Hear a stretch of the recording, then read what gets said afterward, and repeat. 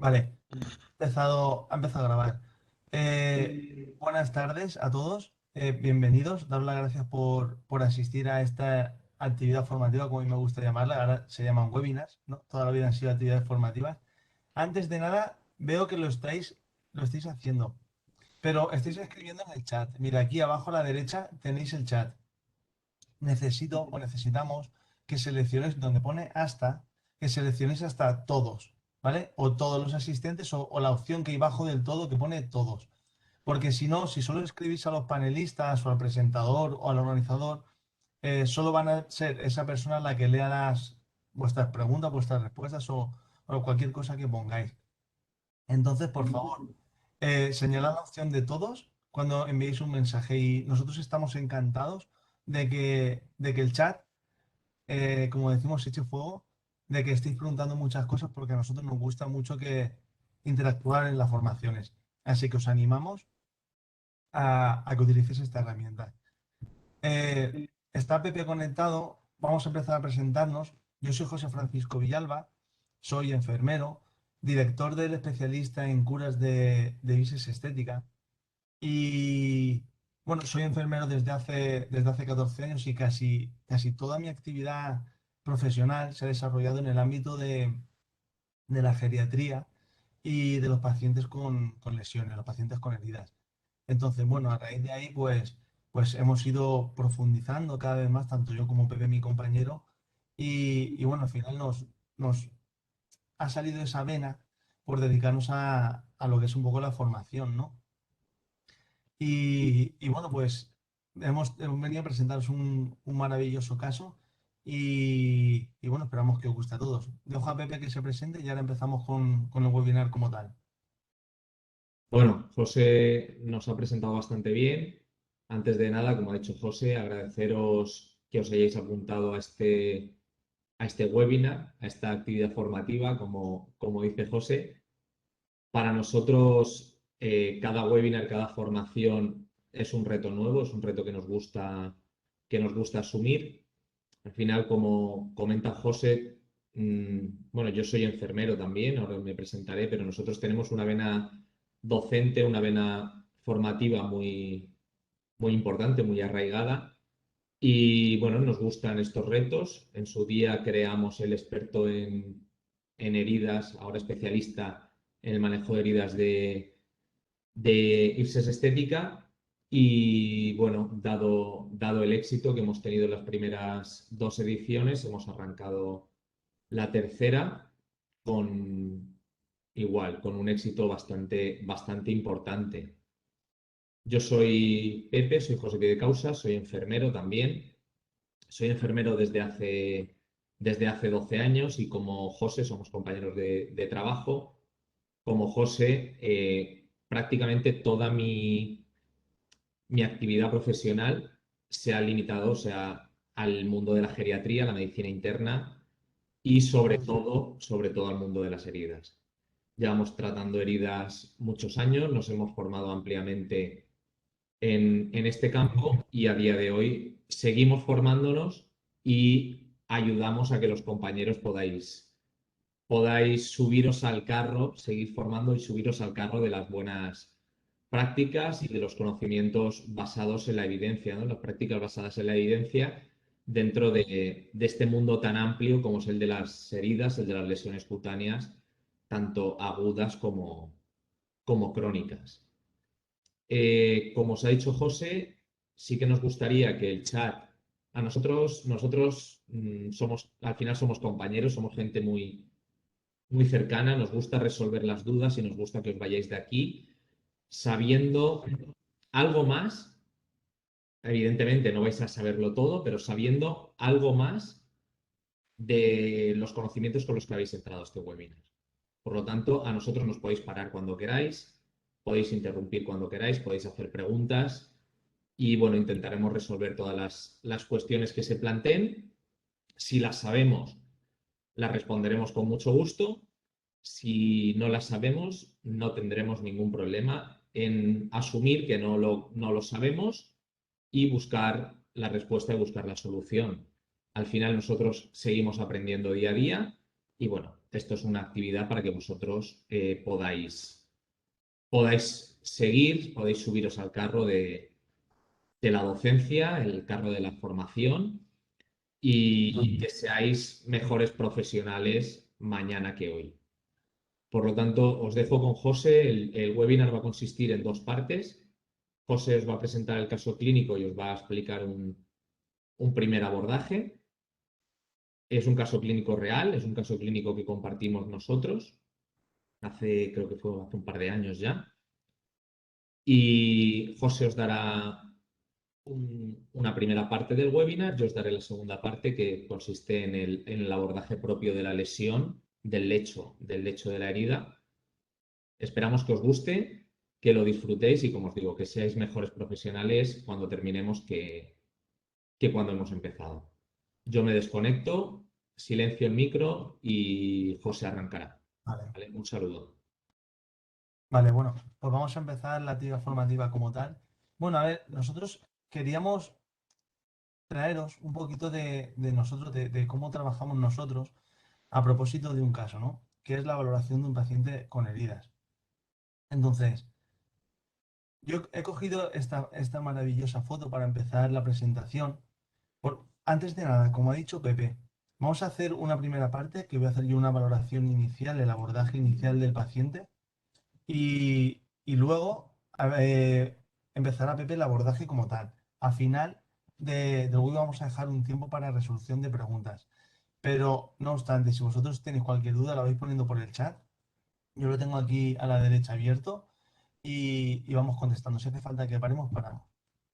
Como decía, es una foto que le tengo especial cariño. Además, es una foto vieja, borrosa y que no se ve bien y que la utilicé en una presentación que hice en 2012. Por eso estoy la fecha de 2012. Y es un poco muestra lo que nosotros queremos transmitiros, queremos enseñaros. Y es que no tratamos a una herida, no tratamos solo la lesión como tal, sino tratamos un paciente con heridas. Tratamos un paciente que vive en un domicilio, que está a cargo de una persona, que tiene una vida, unos sentimientos y, y que sufre al final una lesión, no una herida. Entonces, nosotros a través de este webinar queremos que veáis unas pinceladas, una primera toma de contacto, digámoslo así, de cómo nosotros proponemos ese abordaje, proponemos que se debe de tratar al paciente que sufre heridas. No nos gustaría poder alargarnos muchísimo más, pero el tiempo es limitado. Tenemos prácticamente 20 minutos cada ponente. 20 minutos Pepe y 20 minutos yo. Entonces, vamos a ver unas pinceladas de todo esto que os estoy diciendo. Pero bueno, pero creo que como ha dicho Pepe, podéis llevaros algo muy positivo de esta actividad formativa. Bueno, os presento a nuestro paciente. Eh, Estas son las lesiones que llegan a nuestra unidad un día. Y, y bueno, esto es lo que vemos cuando acudimos al domicilio. Nosotros trabajamos en una unidad domiciliaria y, y nos llaman, nos ingresan pacientes y bueno, vamos muchas veces, no sabemos realmente las características de lesión de nuestro paciente. Y bueno, esto es lo que nos encontramos el primer día que llegamos. Os presento la foto del primer día y una foto de lo que sigue dentro de la primera semana. Pues nosotros hacemos curas sucesivas, no todos los días, a lo mejor día sí, día no, bueno, depende de cada caso, ¿no? Entonces, claro, aquí ya hay algo que nos llama mucho la atención. Ya cuando vamos ese primer día decimos, uy, esta herida no me gusta. Aquí hay algo que no funciona, que no va bien. Claro, y lo que nosotros queremos eh, mostraros un poquito el camino de qué es lo que tenemos que hacer cuando nos encontramos con este tipo de lesiones, porque al final vemos una lesión tan grande, tan problemática, entre comillas, que parece que se nos escape. Pero aquí ya en 2 días, ya vemos como que hay algo que no funciona. Hay algo que no llega a ir del todo bien. Vemos que la pierna va cambiando de color, empieza el tejido necrótico a hacerse más visible. Entonces, empezamos a indagar, hacemos el anamnesis, la historia clínica del paciente. Es una mujer de 75 años, semidependiente para las actividades de la vida diaria, es decir, ella está consciente orientada, ella no puede caminar, no puede caminar libremente, digamos, ella utiliza andador y mira, cama sillón, da pequeños pasitos, pero claro, obviamente los dolores que sufre con las lesiones y todas las consecuencias derivadas de estas, pues le impiden pues, su plena movilidad. La cuidadora es su hija, que no trabaja, que se dedica a cuidar a su madre, que vive en una casa de campo. Y ahora veréis por qué decimos todo esto. Porque nosotros no tratamos solo al paciente, o sea, tratamos todo el conglomerado que forma el paciente, familia, vida, trabajo, porque no podemos olvidarnos, ahora que me voy a poner esto aquí un poquito más para el centro, no podemos olvidarnos de las necesidades que puede tener cada paciente, no solo físicas, sino también emocionales. Entonces, el tema de que el paciente lleve una casa de campo es realmente importante porque luego descubrimos que, que el consultorio de la zona, de su zona de salud básica, solo se abría 2 veces a la semana. Como la mujer no puede desplazarse, entonces al final solo recibía 2 curas a la semana o una, porque había semanas que el profesional sanitario no tenía turno, no tenía 2 días de turno esa semana. Entonces al final son cosas que van a influir en el desarrollo del problema que sufre nuestro paciente, el desarrollo de la lesión. Tenemos que estar muy, muy conscientes de ello y bueno, detectarlos y saber abordarlos. Muy importante, nosotros, nuestros estudiantes y compañeros saben que lo decimos mucho, damos un pasito atrás, cuando llegamos a la cama, dar un pasito atrás y mirar al paciente en todo su complejidad, ¿vale? Y no solo centrarnos, no solo abrir el foco en lo que es la herida.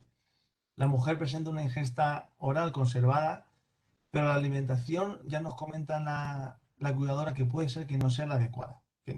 Dice que no come bien, no tiene una ingesta hídrica adecuada y bueno, y al final cae en nuestro servicio para administración intravenosa de antibiótico por una herida sobreinfectada.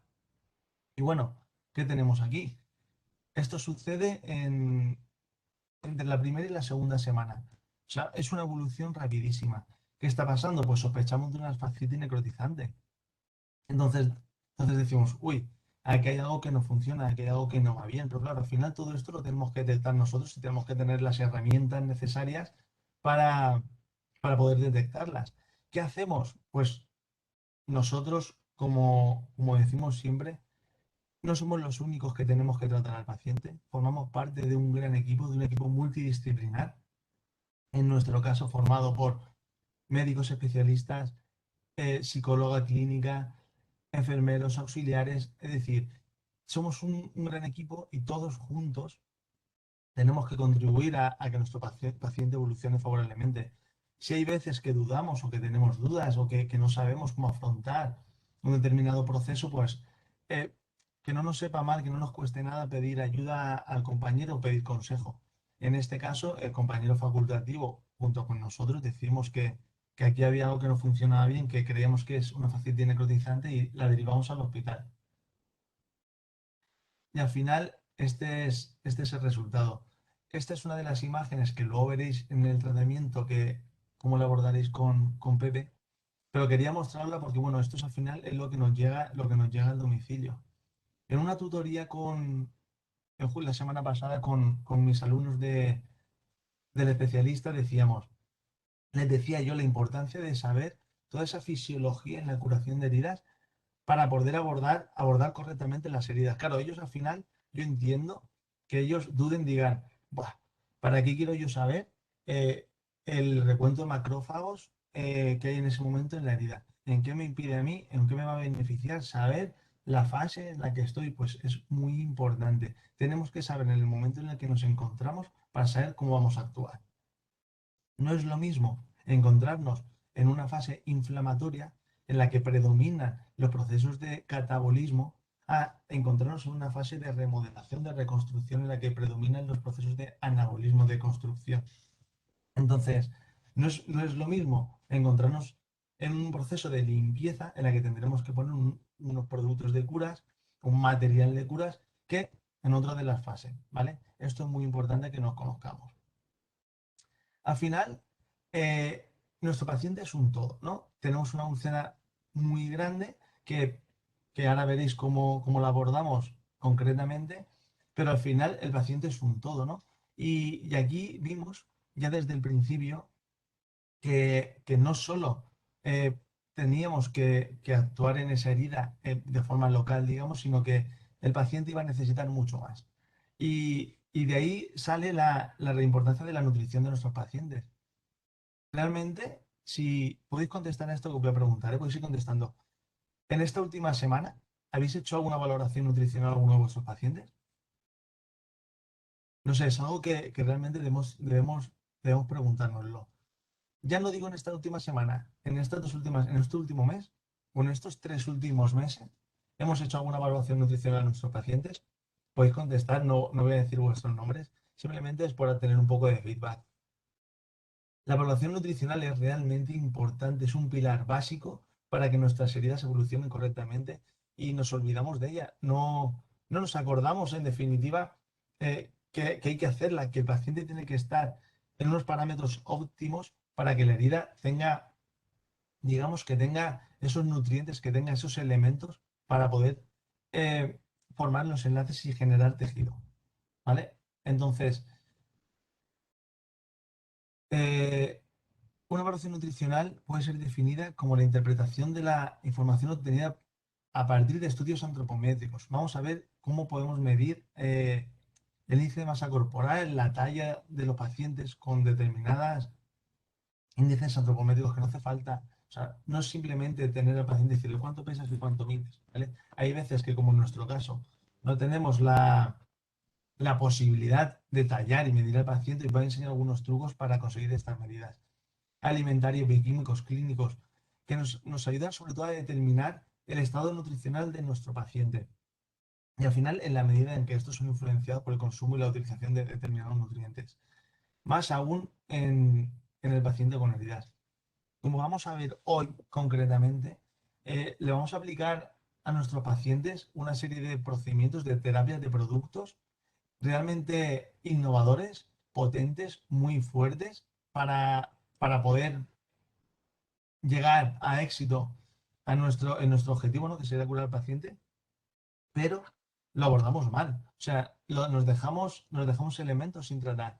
Al final me hizo mucha gracia uno de nuestros compañeros, me hizo este ejemplo y me hizo mucha gracia y dije, me lo voy a apropiar para mí. Al final estamos conduciendo un Ferrari con las ruedas pinchadas, ¿no? Es como vosotros diréis, no tiene mucho sentido, ¿verdad? No, pues, ¿verdad? Vamos a tener ese Ferrari, esas terapias que vamos a poner a los pacientes activas, pero vamos a tenerlas con todo lo que además necesita el paciente. Entonces, eh, por no extendernos demasiado, voy a hacer un pasado rápido sobre cómo la valoración nutricional que le hicimos a esta paciente y sobre lo que nosotros, los test de cribado que nosotros utilizamos.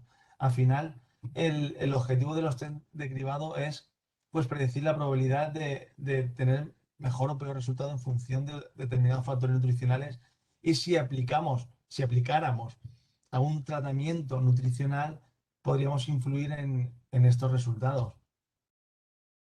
A través de un consenso de expertos decidimos que la mejor forma de cribar al paciente, al final cribar al paciente es detectar que existe un problema. Era utilizar estas 3 escalas para 3 determinadas tipologías de pacientes. Si nosotros proponemos, por ejemplo, el test más para pacientes con enfermedades degenerativas o portadores de sonda PEG, el test MNA para los pacientes clasificados como anciano frágil, que vosotros veréis si sois enfermeros de una comunidad básica de salud, veréis que al final ancianos frágiles son muchísimos, ¿no? Y lo que buscamos con estos test, sobre todo, es detectar el problema para poder solucionarlo. Y el MST para el paciente oncológico.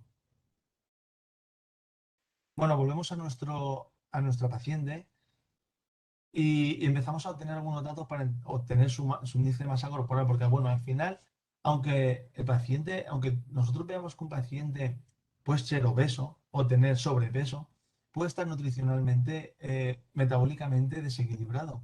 Entonces, no podemos tener los nutrientes en la cantidad que queremos en el momento en el que los queremos. Entonces, es muy importante que les hagamos esta valoración. En este caso, la mujer tenía un peso habitual de 75 gramos y una talla de 1,75, pues un índice de masa corporal 24 en 4 que estaría dentro de la normalidad. Nos comenta que a través de todo este proceso, a través de este tiempo que ha pasado, pues ha perdido unos kilos, que ahora está en 64, la talla sigue siendo la misma, y entonces este índice de masa corporal baja a 20,8, que sigue estando dentro de la normalidad, pero claro, ¿a nosotros para qué nos sirve? Para decir, aquí hay algo que ya no funciona, aquí hay algo que no va bien, hay una descompensación o obviamente la herida, ¿no? La herida está consumiendo, digamos que está consumiendo demasiados recursos del cuerpo y la paciente no está siendo capaz, eh, por vía normal, de cubrir todos estos requerimientos que necesita el paciente. Entonces tenemos que abordar este problema, si no, la herida, o retrasaremos demasiado ese periodo de cicatrización en el que mientras se retrase ese periodo de cicatrización se pueden ir añadiendo innumerables complicaciones y al final alargaremos a la mujer el proceso cuando no hay por qué hacerlo si tenemos los medios para evitarlo. Os traía unos ejemplos de cómo podemos medir, obtener las medidas antropométricas de los pacientes. Pues con el diámetro del brazo, por ejemplo, con la semienvergadura, también, con la altura de la rodilla. Aquí está todo explicado. Una cosa que me han dicho los compañeros de la academia es que todos vais a tener estas diapositivas, por eso no me paro ahora en leerlo cada una de ellas, el cómo sería la toma de la medida, bueno, no tiene más sentido, sino simplemente es que la conozcáis, pero vamos a pasar estas diapositivas, tanto Pepe como yo, a la academia, y todos los que estéis inscritos en el webinar vais a tener las presentaciones para vosotros. Y luego, ¿cómo podemos tener el índice de masa corporal? Pues bueno, a través también del perímetro braquial. Son formas que nosotros utilizamos porque nosotros también tenemos muchos pacientes encamados, ¿no? No pueden medir ni tallar. Entonces, pues bueno, son diferentes estrategias que existen que al final, hasta que no te pones a investigar o alguien te las presenta, pues bueno, no tienes por qué conocerla, no tenemos por qué conocerlo todo, por eso tenemos que seguir formándonos. Y llegamos a un punto, no concretamente en este paciente, pero yo sí que quería decirlo. Llegamos a un punto importante, muy importante. Eh, la entrevista con el paciente, ¿puedes comer? ¿El paciente puede comer? Sí, ¿no? Y si puede comer, ¿cómo come? ¿Come bien? ¿Come mal? ¿Notas que se atraganta? Uy, atragantarse, no, no, no, no, nunca, nunca, nunca se atraganta. Sí que es cierto que tose después de comer. Ajá, vale. Entonces, nosotros tenemos que hacer de transmisores de información. Es decir, el paciente no tiene por qué saber las cosas que nosotros sabemos. Esa es una norma fundamental, que a veces nosotros damos por hecho que un paciente, o en este caso el familiar de un paciente, sabe que es atragantarse. Hay cosas que nos parecen obvias, pero que no lo son. Y nosotros al cabo de los años y de estar trabajando en los domicilios nos encontramos por muchas situaciones de todo tipo y nos damos cuenta que al final lo que queremos que se sepa tenemos que decirlo nosotros. No tenemos que dar nada por hecho. Quería señalarlos estas tres opciones porque son muy importantes a la hora de la ingesta alimentaria o alimenticia de nuestro paciente. Le miramos la lengua a nuestros pacientes, le decimos que abran la boca y nos enseñen la lengua. Algo fundamental, siempre la candidiasis. La pérdida de dentición. Nosotros actuamos en una de las zonas básicas de salud bueno, está clasificada como la tercera más pobre de España, ¿no? Con recursos más bajos. Entonces, algo que puede parecer a simple vista, pues que bueno, pues esto no tiene mucho sentido, pérdida de dentición, que le pueden faltar uno o dos dientes, no, sí que es un problema. Cuando a lo mejor el paciente tenía una dentadura sin querer, la han tirado a la basura, la han perdido y no tienen dinero para conseguir otra. Entonces, esto es muy importante que prestemos atención. Y la disfagia, muy importante la disfagia en nuestros pacientes, sobre todo en el anciano frágil, ¿vale? Y una de las cosas que sí que es importante y que quería remarcar, que me acaba de venir a la cabeza, es los pacientes con PEG, ¿vale? Los pacientes con PEG tienen que estar siempre, siempre incorporados para alimentarle. Y ahora se están creando nuevas fórmulas de nutrición. Yo conozco una de Nestlé que está creando una nueva fórmula de nutrición en la que, con un menor volumen de contenido de batido, obtenemos los mismos resultados o el mismo soporte nutricional que necesita el paciente. Entonces, evitamos el, el reflujo gástrico, evitamos que la sobredosificación, evitamos que ese llenado del estómago que al final los pacientes, no, no, tiene que comer, tiene que comer, tiene que comer, y al final nos embuchan, vomitan, se atragantan y se broncoaspiran. Bueno, ahora luego vamos a ir respondiendo a las preguntas, ¿vale, Anaís? A ver, por ejemplo, mira, Anaís pregunta, buenas tardes, una pregunta, en caso de pacientes totalmente encamados, ¿podremos calcular el riesgo de nutrición como tal con circunferencia de la pantorrilla y o del miembro superior? Tenemos completado con una analítica. Claro, a ver, Anaís, eh, los parámetros antropométricos nos ayudan a determinar tallas, o índice de masa corporal, su talla o su índice de masa corporal. Entonces, a través de esto, nosotros tenemos datos, ¿vale? ¿Qué índice de masa corporal tenía esta mujer en 2010 o el mes pasado? ¿O qué índice de masa corporal tiene esta mujer o este hombre ahora? Entonces nosotros con esos datos interpretamos, ¿vale? Y valoramos y decidimos en cada caso, pues actuar de una forma u otra. Complementarlo con parámetros analíticos bioquímicos ayuda mucho. Ahora vamos a ver los parámetros analíticos y bioquímicos en la presentación. Me ha gustado mucho que hicieras la pregunta porque es algo muy importante. Es algo muy sencillo, barato de obtener y que nos da una información valiosísima. Ahora lo José, veremos. Dime. José, te interrumpo un momento. Le recuerdo a los asistentes que cuando quieran hablar en el chat deben poner hasta todos los asistentes. Veis que por defecto está puesto hasta todos los panelistas. Si ponéis todos los panelistas, en este momento el panelista José, que es el que está compartiendo la presentación, debéis poner hasta todos los asistentes. Así podremos compartir las dudas con el resto de los compañeros, ¿vale? Nada, te dejo, José. Simplemente decirte que son y media, ¿vale? Vale, sí, voy a esto más rapidito.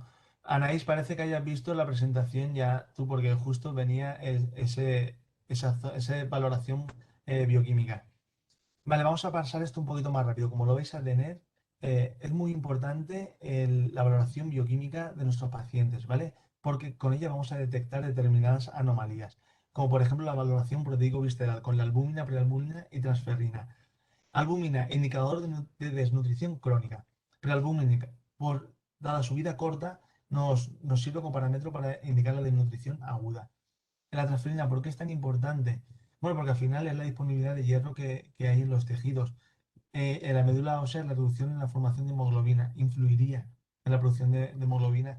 También estos macrófagos que tienen que limpiar, que dejar el camino libre para que luego los fibroblastos vayan a la herida, pues estos macrófagos ven su acción resentida.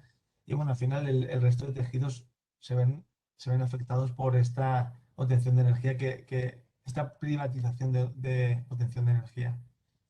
Indicadores de la funcionalidad orgánica, como los linfocitos. La inmunidad celular es la más frecuente afectada por las alteraciones nutricionales, la más de todas, y su descenso expresa una de las consecuencias de la carencia proteica y calórica. En el aspecto calórico de la desnutrición vemos el colesterol, que una cifra reducida de colesterol se relaciona con alteraciones clínicas, inmunológicas y bioquímicas. Es decir, para un análisis muy completo de evaluación nutricional en el paciente, tendríamos que tener albúmina, prealbúmina, transferrina, linfocitos y colesterol. ¿Vale?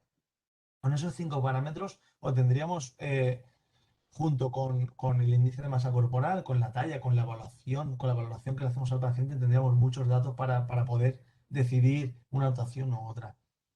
En este caso, nuestro paciente, estos son los parámetros que salieron a nuestro paciente, pues nos salió pues una albúmina que indicaba una desnutrición leve, la prealbúmina y el colesterol de nutrición moderada. Bueno, no creo que fuera como tal, pero ese descenso en el peso, esa nutrición probablemente inadecuada, pues al final hacía que estos parámetros no estuvieran del todo correctos.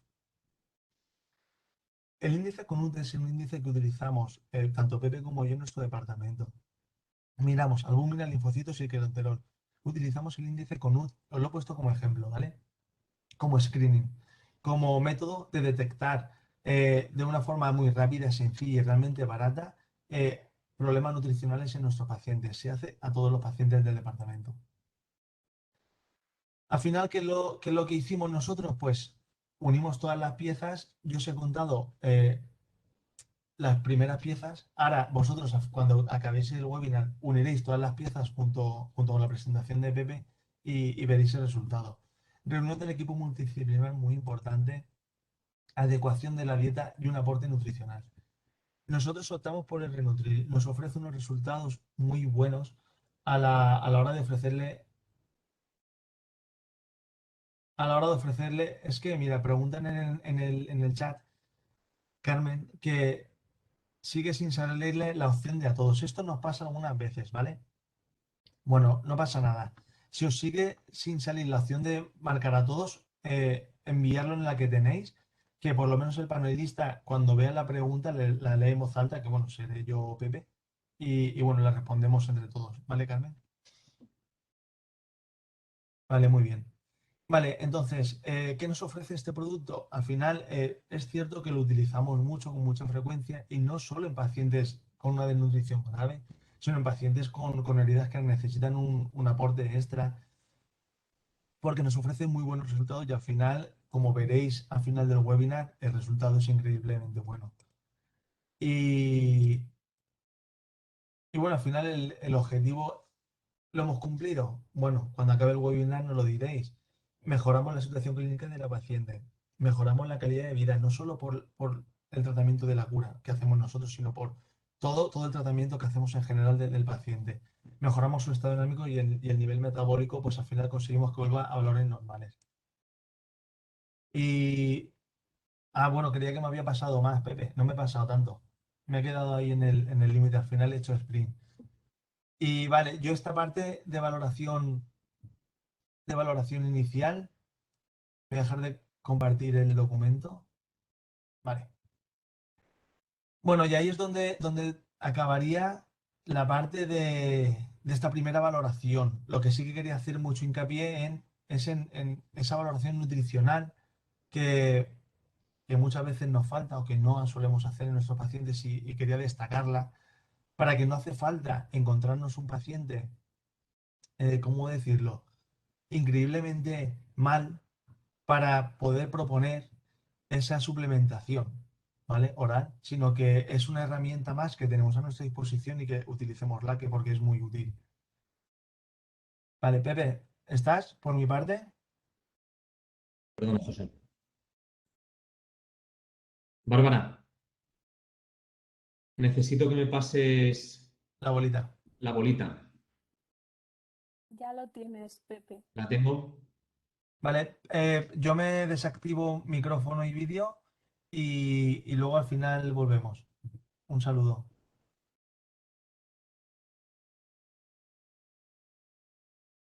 A ver, os voy a compartir mi presentación. Dame un segundo.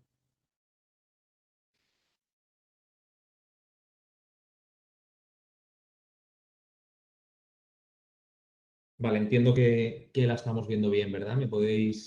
Si me podéis confirmar, Sí, Pepe, se ve, la se estás ve viendo bien, bien. ¿verdad? Vale. Tengo el chat activo.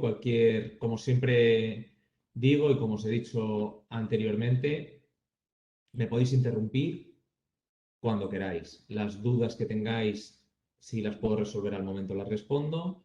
Que no, quedo pendiente de poder daros una respuesta.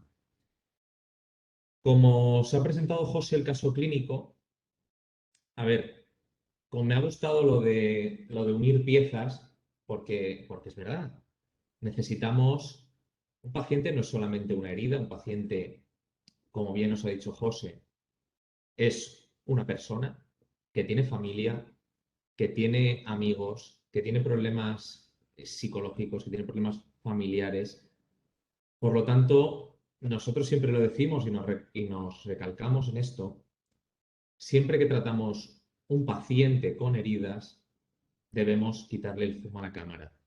Debemos no solamente ver un paciente, no solamente ver la foto que estáis viendo, sino ver la primera foto que os ha compartido José, ver la globalidad del caso y siempre por proporcionar unos cuidados de enfermería desde el punto de vista holístico, no centrarnos en tratar una herida, porque si nos centramos en tratar una herida es fracaso, fracaso asegurado.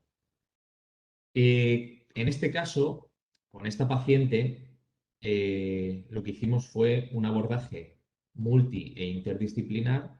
Como os ha comentado José, en nuestro equipo tenemos la suerte de contar con médicos, tenemos la suerte de contar con auxiliares de enfermería, con enfermeros, con psicóloga. En este caso intervino la psicóloga, que es Marta Gómez, que la tenéis como profesora en el especialista, y el médico que intervino es Guillermo Losa, que también es médico perdón, es profe del curso de especialista en manejo de heridas. A ver, nosotros cuando la paciente vuelve a casa, 19 del 1 es el primer día que acudimos al domicilio después de haberla remitido, lo que nos encontramos es pues esta imagen. Nos encontramos esta imagen y, a ver si, perdón, nos encontramos esta imagen y nos planteamos, ¿cuál es el problema que tenemos? Tenemos una herida inmensa, una herida que no existe apósito para poder mejorarla, no existe nada para poder mejorar esto, y con un problema muy, muy importante, que es el exceso de humedad. Yo os puedo decir que en este caso es la vez que yo más he visto exudar una herida, ¿no? También por las dimensiones que tenemos, pero eran empapadores, o sea, empapadores y empapadores. Y estamos tratando esta herida en un domicilio.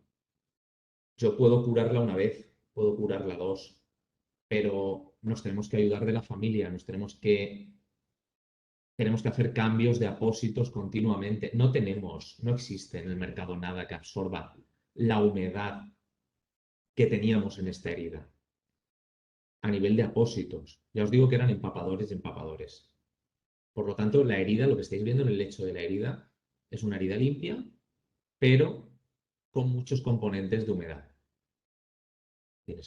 Tiene unos esfacelos, tiene zonas maceradas, hay un componente de humedad muy grande y tenemos que tener claro que las bacterias siempre proliferan en ambientes húmedos. Esto era un ambiente húmedo, esto era carne de cañón. Esto era carne de que la herida, en este caso aquí no está infectada, pero esta herida en 2, 3, 4 días iba a ser una herida infectada con tratamiento intravenoso, con ingreso hospitalario y bueno, vete a saber si le hubiera podido costar perfectamente la vida a la paciente. El 19 del 1, como habéis visto, esta es la otra parte, o sea, la herida daba la vuelta a toda la pierna. ¿Vale? Os lo pongo, esto es un lado, esto es el otro, el mismo día. Vale, ¿qué nos planteamos nosotros? ¿Cuál es la forma de tratar esta herida? Si no tenemos apósitos, no tenemos medios para estar cada media hora, cada hora cambiando apósitos. Vale, pues dijimos, bueno, ¿qué es lo que queremos conseguir? Queremos eliminar humedad, tener el ambiente, tener la zona lo más aislada posible, eliminar toda la humedad que podamos y a su vez el objetivo un poco más a largo plazo tiene que ser favorecer la granulación. Y dijimos, bueno, ¿qué tenemos? Pues tenemos lo único que teníamos que reunir las características, nos sentamos todo el equipo y bueno, aquí no manda nadie, aquí llegamos a un consenso y el consenso fue que la mejor opción terapéutica era utilizar una terapia de vacío. La terapia de vacío, ¿qué es? A ver, es una terapia, a día de hoy ya no son terapias avanzadas, a día de hoy ya son terapias que podemos disponer, podemos utilizar en nuestra práctica del día a día y debemos utilizar porque tiene un fuerte apoyo de evidencia científica. Debemos utilizar la terapia de presión negativa siempre y cuando las características de la lesión del paciente se adapten a nuestras necesidades. La unidad terapéutica está compuesta, así a grosso modo, de una bomba de succión, que es la unidad terapéutica, que es la que se encarga de hacer la presión. El apósito de espuma negra, espuma blanca o espuma gris, dependiendo de las características de la herida. En este caso os explicaré cuál utilizamos, pero la espuma es la que se encarga de estar en contacto directo con el paciente. Y la que se va a encargar de absorber, la que se va a encargar de chupar de la esponja, es la tecnología SensaTrack, que es la ventosa. Ahora luego veréis algún vídeo, os lo explicaré mejor. La tecnología SensaTrack, a ver, la presión negativa tiene que ser medible, siempre tiene que ser medible. No podemos tener una presión negativa sin saber qué presión estamos ejerciendo en la parte distal, o sea, en el paciente. Por lo tanto, en KCI, que es la marca comercial que utilizamos nosotros, son los inventores, es el Mercedes de las terapias de presión negativa. En la ventosa tenemos 4 sensores de control que nos van a marcar la presión que realmente se ejerce en la zona. Si detecta una presión baja, la unidad terapéutica nos lo va a marcar. ¿Cuáles son las indicaciones de la terapia de presión negativa? Bueno, a día de hoy, muchísimas. A día de hoy, prácticamente todas. Yo siempre lo digo de la misma forma, ¿no? Cualquier herida se puede beneficiar de la terapia de presión negativa hasta que sea costo eficiente. Tenemos que tener claro que con la terapia de presión negativa haremos 3 curas semanales. El coste de la terapia de presión negativa de la máquina viene a ser unos 50 a 100 euros diarios.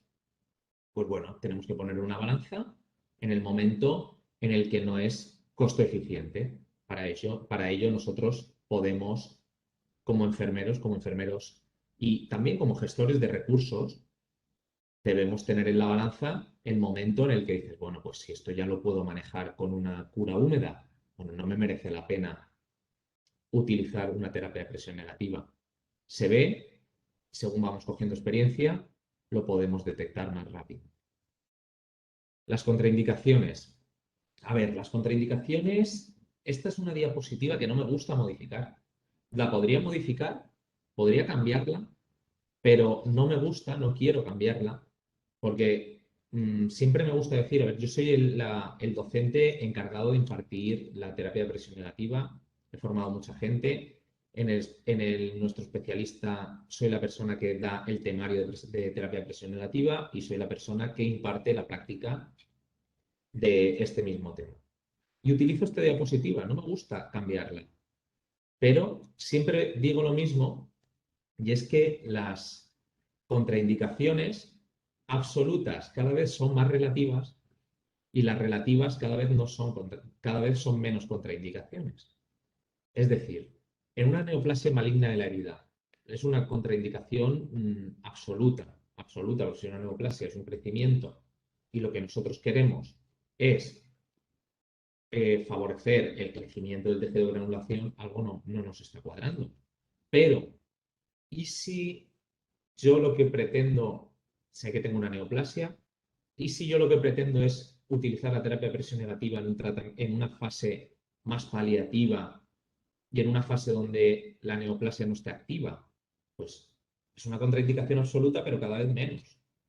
En una osteomielitis no tratada, previamente debemos diagnosticar la osteomielitis y bueno, la debemos tratar con el antibiótico correspondiente.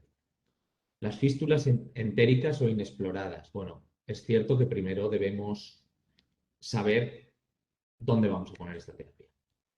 Debemos conocer un poco las dimensiones, debemos conocer un poco, ver el campo en el que vamos a trabajar. La presencia de tejido necrótico. A ver, es importante realizar un buen desbridamiento previo. No se puede poner la terapia de presión negativa sobre tejido necrótico, sobre tejido no viable. Pero es cierto que las últimas revisiones ya nos están diciendo, a ver, existe terapia de presión negativa que ya sí se puede poner sobre tejido esfacelado, sobre tejido no viable, pero ya las últimas revisiones nos están diciendo que con un 25% aproximadamente de tejido viable, se podría poner la terapia de presión negativa. Por lo tanto, ¿qué sería lo suyo? Sería utilizar un desbridamiento acompañado de terapia de presión negativa. Realizo la cura, realizo el desbridamiento X y luego utilizaría la terapia de presión negativa. Y la sensibilidad a los materiales de los apósitos empleados. Si tenemos... Es raro, la verdad que es raro. Pero bueno, ¿qué nos puede pasar? Sobre todo una dermatitis por el film de poliuretano. Habría que plantearse por qué tenemos esta dermatitis. Quizás que el ambiente sigue húmedo y no estamos haciendo una buena presión. Quizás que hemos tenido alguna fuga. Habría que planteárselo seriamente. En este caso, nos vamos a centrar en este caso. La unidad terapéutica la trataremos ahora. Hemos dicho que tenemos un triángulo con 3 vértices. La unidad terapéutica la trataremos. La tecnología Sensatrack es el chupón. Es el chupón con sus 4 puertos. Y la espuma. Tenemos 3 espumas, blanca, negra y gris, la de plata. ¿Cuál utilizamos en este caso con esta paciente? A ver, nuestro objetivo era eliminar exudado, favorecer la formación de tejido de granulación y, en la medida de lo posible, favorecer la contracción de la herida. Por lo tanto, decidimos utilizar la esponja negra, la esponja Background Foam. A ver, el material es un poliuretano reticulado. ¿Qué quiere decir este poliuretano reticulado? Quiere decir que por dentro, en la foto de abajo lo podéis ver, tiene como micro agujeritos por los cuales están todos interconectados. De ahí que pueda favorecer muy bien la eliminación del exudado, no retiene. Es una esponja hidrófoba, es una esponja que repele la humedad y por lo tanto no la va a retener en la herida. La va a absorber y va a pasar muy bien al chupón y del chupón al depósito de la máquina. Por lo tanto, vamos a hacer una muy buena evacuación del exudado. Esta esponja se contrae aproximadamente un 80% de su tamaño. Por lo tanto, es una esponja muy deformable, que se puede adaptar muy bien, hidrófoba y que reúne las características para cumplir los objetivos que nosotros queremos. Por lo tanto, nos dedicamos a usar este tipo de esponja. ¿Vale? Como os he dicho, las indicaciones para la espuma negra son heridas con gran pérdida de sustancia, heridas exudativas y heridas donde básicamente queremos cumplir 3 objetivos: contraer, eliminar exudado y favorecer la granulación. En este caso utilizamos una técnica en I con 2 puertos porque era una herida demasiado grande, demasiado exudativa y necesitamos un poco de ayuda, un poco de soporte. Por lo tanto, consideramos que con un solo puerto de succión se nos podía quedar corto y de ahí que utilizamos 2 puertos. La cantidad de esponja a utilizar era muy grande. Utilizamos 2 puertos y los unimos con una conexión en I. A ver, os he puesto un vídeo donde podéis ver la disposición de la esponja, los 2 puertos y la conexión en I. Puesto la terapia, ¿Vale? Os dejo. hemos decidido que por la extensión de la herida lo vamos a hacer con 2 chupones. Un chupón arriba y hemos puesto otro chupón aquí abajo. Entonces, luego la conexión, porque la herida es muy grande. Pero la conexión está aquí. Esto es una conexión en I que va a la misma máquina. Y en principio tendremos 2 zonas de succión, la zona de arriba y la zona de abajo. Ahora mismo la terapia está parada, pero bueno, la vamos a revisar. Vale, ¿cuál era mi objetivo aquí? Mi objetivo aquí era eliminar cuanto más exudado mejor. El problema, ¿cuál hemos dicho que es? La humedad. Pues vamos a quitar esa humedad. Vamos a ir con todo el arsenal a quitar esa humedad. Vista la espuma, tenemos que decidir cuáles son los parámetros. A ver, poner una terapia de presión negativa no es poner la espuma, sellar las 2 ventosas y salir. No, lo importante no es eso. Es una técnica. Las técnicas se aprenden. Hay que aprender a saber por qué estamos haciendo esto y a saber cómo programar la máquina, cómo programar la terapia Lo importante es la programación de la terapia para que sea lo más eficiente posible. Dentro de los parámetros, son 3 parámetros fundamentales los que tenemos que conocer: la intensidad, la presión y el modo de terapia. La intensidad, ¿qué es la intensidad? La aceleración del coche. Cuanto más rápido acelere, más rápido va a llegar a la velocidad de crucero, a los parámetros establecidos, a la presión establecida. ¿Qué pasa? Que si sube muy rápido, si la intensidad sube muy rápido, una intensidad alta, la probabilidad o la posibilidad de que el paciente tenga dolor es más alta. Por lo tanto, siempre recomendamos empezar con intensidades medias bajas. Y a medida que el paciente se va acomodando en curas sucesivas, si lo necesitamos, utilizar intensidades un poquito más altas. En este caso, al tener tanta dimensión de herida, al no ser una... A ver, les parece raro, pero no es una herida excesivamente dolorosa. La paciente lo toleraba bastante bien. Al tener tanta dimensión, decidimos utilizar intensidades elevadas, aún con intensidades altas, intensidad más alta. Dadas las dimensiones, necesitamos ayudar a la terapia. Necesitamos con las manos aún presionar un poquito para que pudiera hacer el vacío adecuadamente. Por lo tanto, heridas grandes, ajustes de intensidad mayores. El otro parámetro es la presión. ¿Vale? ¿Qué presión voy a poner? Bueno, pues tenemos un estudio de 2011 que lo que nos está diciendo que si el objetivo es favorecer la contracción, la presión más eficiente son menos 75 milímetros de mercurio. Pero lo que yo quiero es favorecer la evacuación del exudado. Por lo tanto, este mismo estudio nos está diciendo que la evacuación de exudado más eficiente no quiere decir que a menos 75 no se evacúe exudado, se evacúa, pero de forma menos eficiente. A menos 125 milímetros de mercurio se produce la evacuación de exudado más eficiente. Por lo tanto, primer parámetro intensidad alta, segundo parámetro presión menos 125. Nos queda un parámetro, el modo de terapia. ¿Vale? Podemos utilizar la terapia continua o la terapia intermitente. ¿Vale? Con todas las terapias de presión negativa se inician con terapia continua. Las guías nos dicen que las primeras 48 horas utilizaremos terapia continua. Ya a las 48 horas reevaluaremos. ¿Vale? En este caso, iniciamos con terapia continua. Cuando nos planteamos a las 48 horas reevaluar y pasar a intermitente?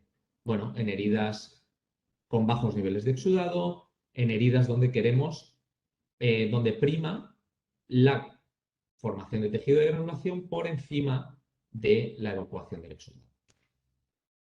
Las guías nos dicen que con terapia intermitente se produce la mayor tasa de formación de tejido de granulación. Con un ciclo de 5 minutos de terapia activa y 2 minutos de descanso, las células reposan y luego crecen más rápido. Por lo tanto, en este caso, nosotros lo que queríamos no era granular. Por lo tanto, nos quedamos con una terapia continua. Nos quedamos durante todo el tiempo de terapia con terapia continua. ¿Por qué? Porque era una herida muy grande, era una herida muy exudativa y era una herida que en el momento que descansáramos, en el momento que tuviéramos esos 2 minutos de pausa, iba a tener unos niveles de exudado tan grandes que podíamos perder el sellado.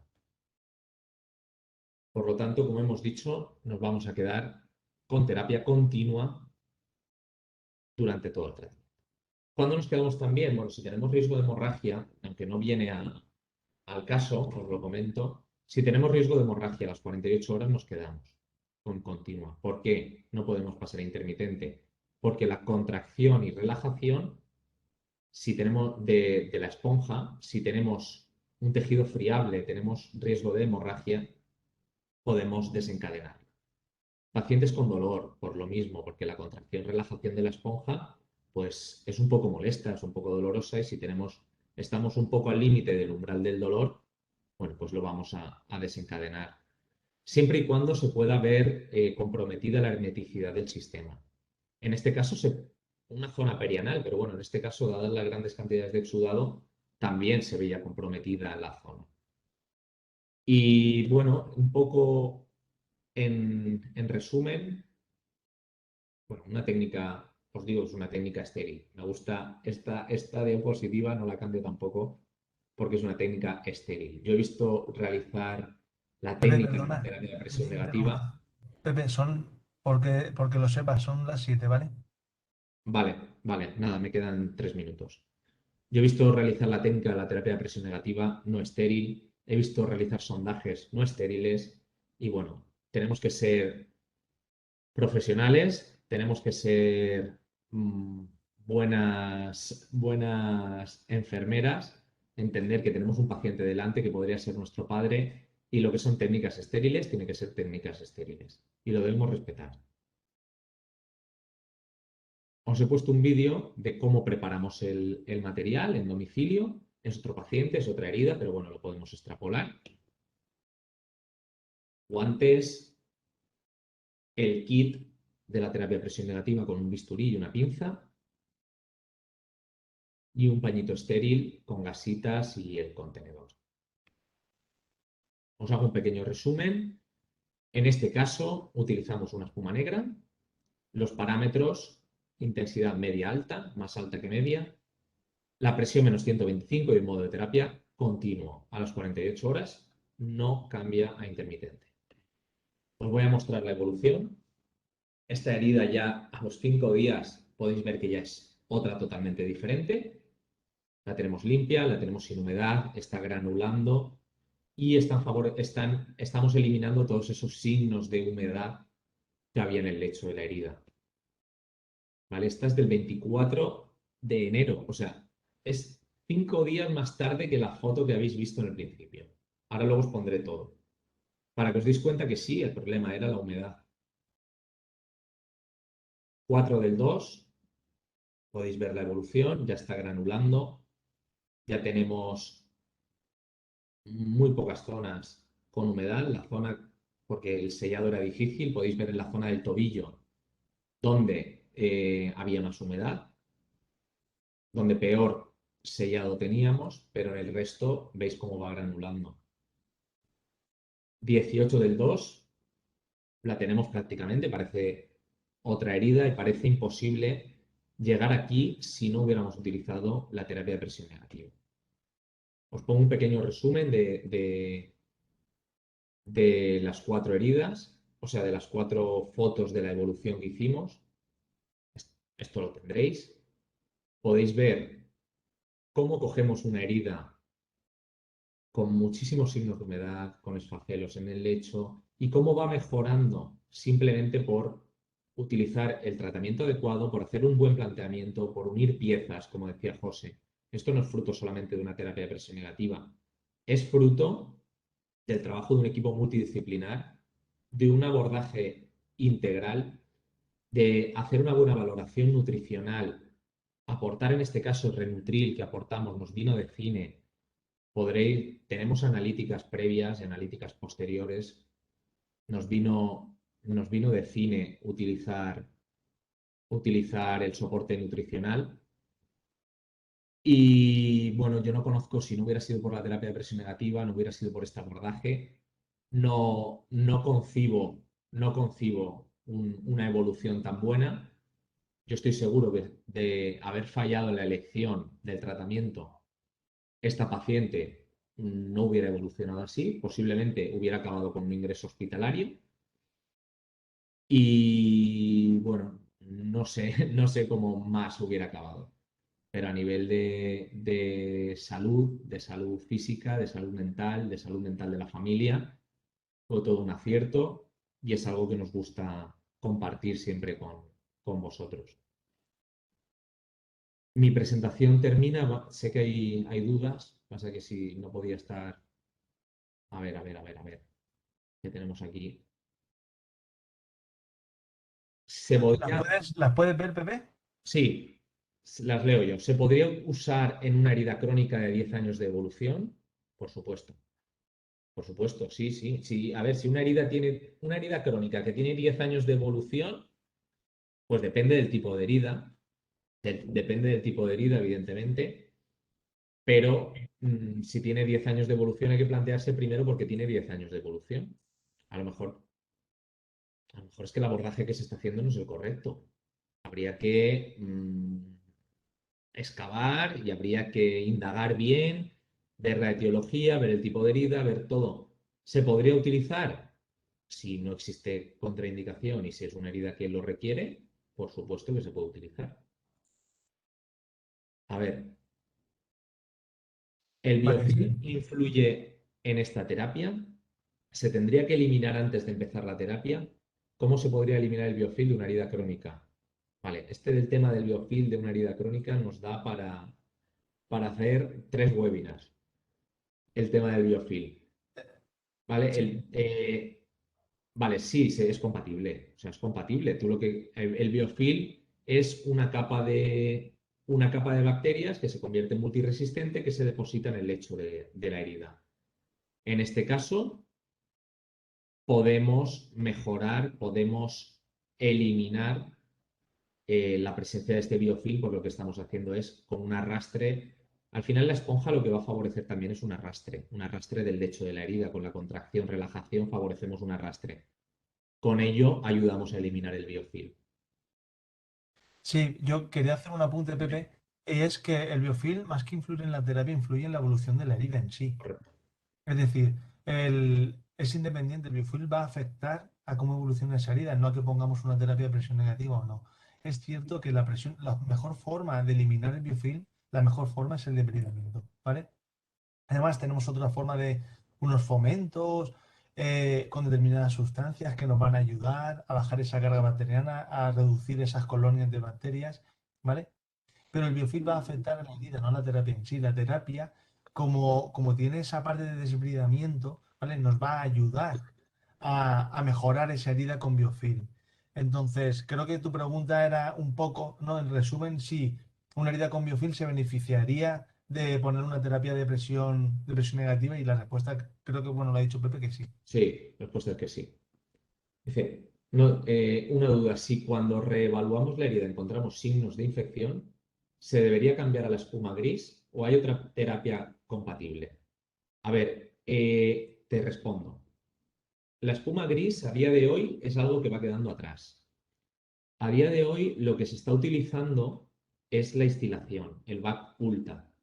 Con la instilación podemos instilar desde antibióticos hasta cualquier tipo de sustancia. No quería decir marcas comerciales, pero bueno, lo diré. Prontosan, por ejemplo, suero fisiológico. Tenemos una pauta y lo que estamos haciendo es instilar. Instilar no es lo mismo que irrigar. Instilar es una ducha, un baño, irrigar es una ducha. Por lo tanto, con la instilación, introducimos el producto, lo dejamos actuar en el lecho de la herida y luego lo removemos, lo quitamos. Y se utiliza de forma periódica. Por lo tanto, a día de hoy, la espuma gris es ya menos utilizada. Si tenemos la opción del BAC ULTA de la instilación, sería lo ideal. Pero sí, el BAC está indicado, ¿no? Indicadísimo en heridas infectadas.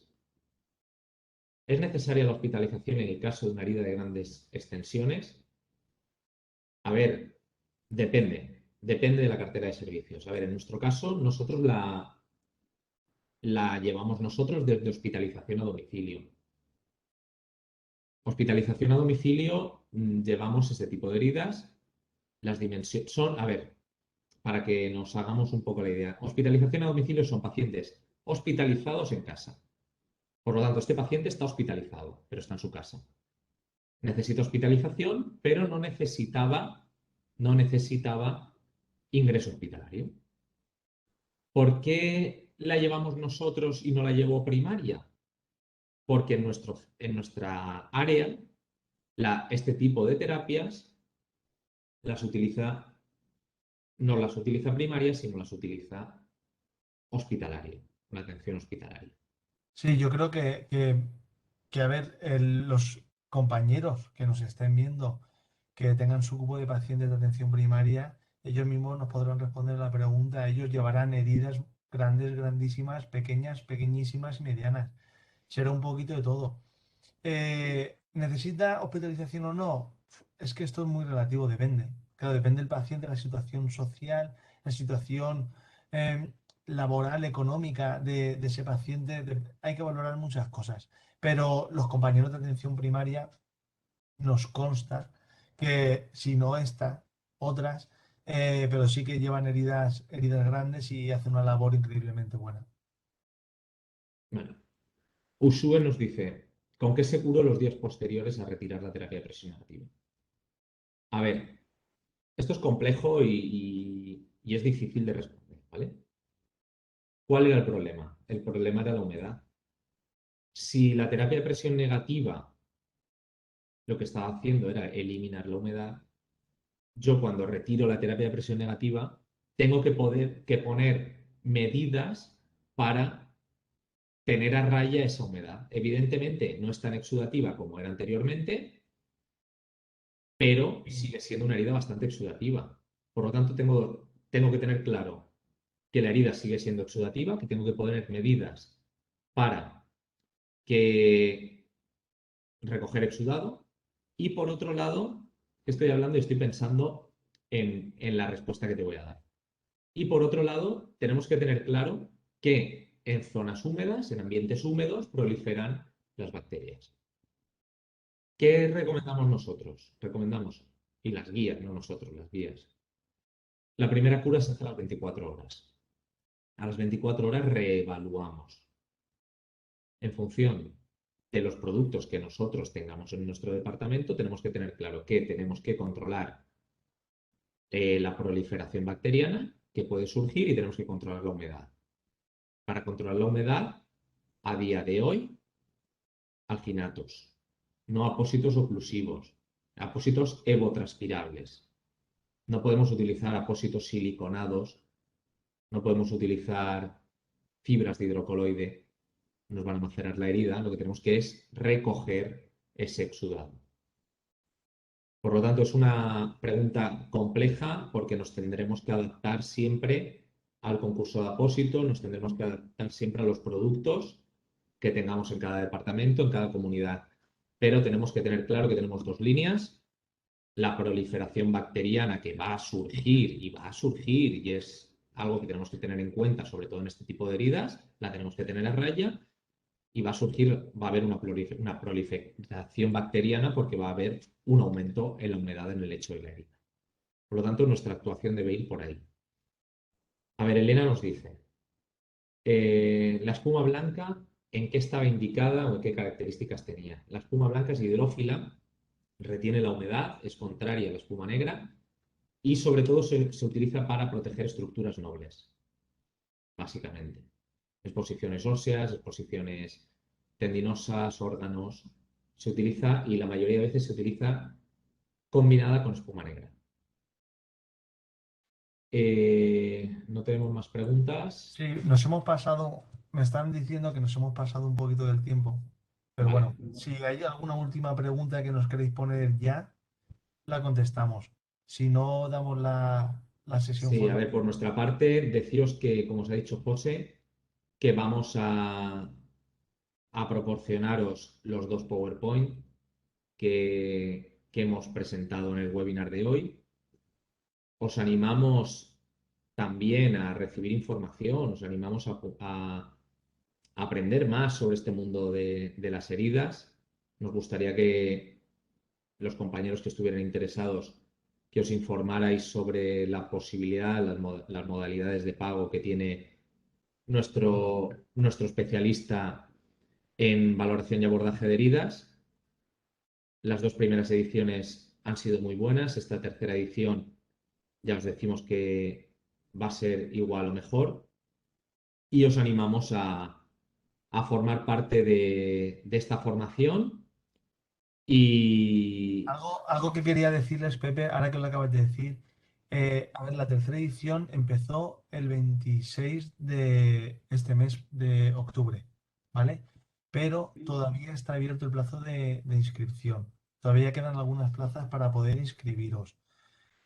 ¿Por qué? Porque el cronograma para los alumnos que os apuntéis más tarde se os amplía un poquito el plazo del cronograma, básicamente, de evaluaciones y demás. Es decir, que si se ha hecho algún examen ya, ese examen no lo tendréis suspendido. O sea, vosotros tendréis derecho a hacer ese examen, bueno, en las mismas condiciones que los compañeros que se inscribieron. Bueno, las mismas, no vais a tener exactamente el mismo tiempo, porque el curso finalizará cuando finalice, pero sí que es cierto que tenéis ahí una flexibilidad en cuanto al cronograma. A ver, Que, la primera práctica, perdona José, la primera práctica, sabéis que es un curso semipresencial, tiene parte teórica, online, y luego tiene la parte fuerte, la parte que a nosotros más nos gusta, que son talleres presenciales, formación presencial, son 14, divididas en 7 días de fin de semana.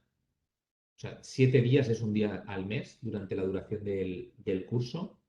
Se realiza en Madrid por combinación de transportes y el horario normalmente es de 10 a 6, de 10 de la mañana a 6. Si alguien se tiene que ir a las 5, no tendremos ningún problema, y si alguien tiene que llegar a las 11, tampoco. También os decimos que no son obligatorias, aunque son altamente recomendables. Actualmente, ya os digo que la primera práctica se hará 27 y 28 de noviembre. Será práctica de valoración del lecho y desbridamiento, y que actualmente la academia tiene una promoción, tiene un 20% de descuento en el precio del experto, y que se os permite hacer el pago en 12 meses. Aproximadamente os quedaría un pago durante 12 meses, no sé si son 160 euros más o menos. Creemos que es una oportunidad muy buena para poder aprender, y desde luego lo que os garantizamos es que los compañeros que han realizado el experto, como os decía al inicio, no son los mismos cuando entraron que cuando salieron, y eso a nosotros, pues bueno, nos reconforta, nos, nos enriquece como profesionales, y bueno, os animamos a por lo menos a obtener información, y que podáis hacer el esfuerzo de ser mejores profesionales en el día a día, y sobre todo quitaros la ansiedad esta que tenemos cuando no sabemos de heridas, cuando tenemos un paciente delante y no sabemos lo que tenemos que hacer.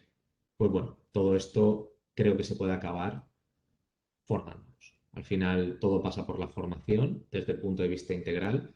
Y bueno, os ofrecemos hoy ha sido una pincelada de lo que puede ser una muy buena formación, que yo creo que os puede cambiar vuestro día a día como profesionales. Por mi parte, José, sí, nada, simplemente contestarle a Usue que la paciente sufre una fascitis necrotizante. Al final, una infección bacteriana que come tejido, básicamente. eso es. Bueno, Eh, agradeceros la asistencia al webinar. Para nosotros, como os he dicho siempre, cualquier formación es un reto, es un placer. Esperamos que os haya gustado y esperamos vernos pronto. sí, nada, os mando un saludo y cualquier cosa, cualquier duda que tengáis, no dudéis en ponernos en contacto con la academia, ellos encantados os la resolverán. Un saludo. Bárbara, cerramos grabación.